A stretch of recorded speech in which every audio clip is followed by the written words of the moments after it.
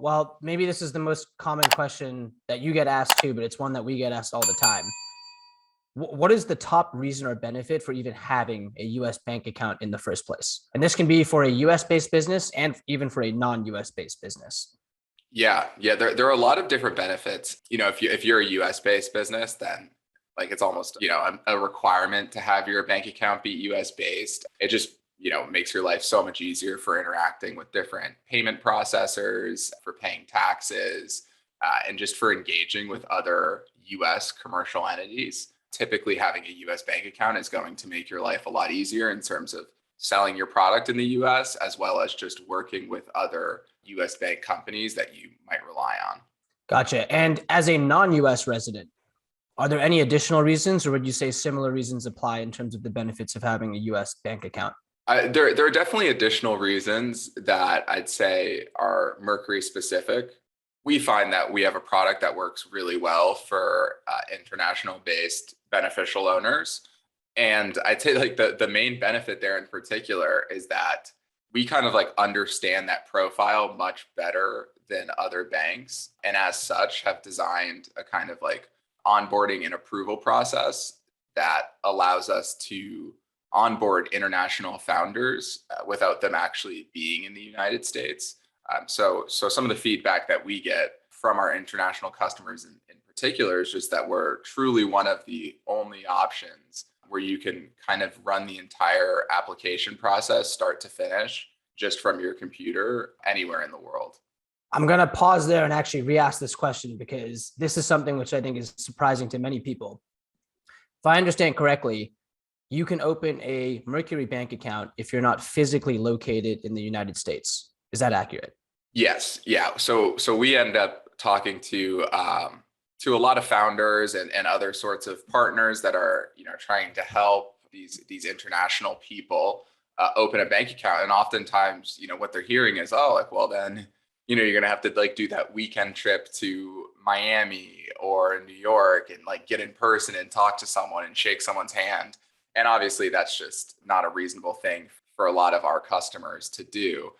Either it's literally impossible for them or it's just a costly, super cumbersome process. And then sometimes they might even also be working with other banks where you might be able to apply without being in person, but there's just not a lot of reliability or certainty on how that process is going to end up playing out. Yeah, I think one, there aren't many banks that I know of that allow you to do that. And then two, what I usually tell folks is if you're planning a vacation to the US, sure, you can open up a bank here, but especially given the pandemic and the cost of potentially flying to the US, that's obviously not in the cards for everyone. One follow-up question here. Can you open an account if you don't have a US Social Security number or a US taxpayer identification number? Yeah. So that's like sometimes information that we might ask you or can come up, but in terms of an actual requirement for opening the bank, it is all about the EIN, or your kind of business entity tax identification number. And it's not about being a US citizen or having like US specific ID or anything like that. So that like real US requirement is about having your business entity set up and incorporated in the US, and is not about the specific owner or owners being residents or citizens or anything else like that. Okay, it sounds like you can open an account globally in the US or outside the US.